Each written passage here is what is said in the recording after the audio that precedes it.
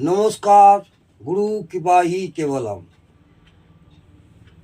যেসব ব্যক্তিরা মদ খান, মদের নেশায় আসক্ত, তাদের উদ্দেশ্যে তাদের পরিবারকে বলবো, এই মদের নেশা ছাড়াবার উপায় বা টোটকা তাদের পরিবারকেই এই প্রয়োগটি করতে হবে। ছোট্ট একটি প্রয়োগ, মন দিয়ে শুনুন। প্রত্যেকেই বাড়িতে, আমাদের হিন্দুদের প্রত্যেকের বাড়িতেই সাদা চন্দন থাকে। সেই চন্দন কি করবেন, ভালো করে ঘষে বেটে খানিকটা রেখে দেবেন একটা পাথর বাটিতে। যে ব্যক্তি, অর্থাৎ যার স্বামী বা যে ব্যক্তি মদে আসক্ত আছেন, যতবার আহার করবে তার থালার নিচে অনামিকা আঙুল দিয়ে 7খানা চন্দনের ফোঁটা দেবেন।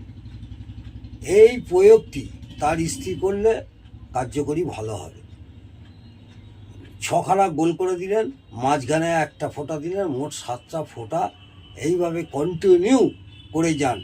যতবার আহার করবে ততবারই এই থালার পেছনে, আগে থেকে থালায় দিয়ে রাখবেন, সেই থালাটি ওনাকে খেতে দেবেন।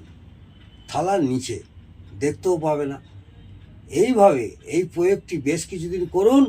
আশা করব আপনারা অনেকটাই উপকৃত হবেন।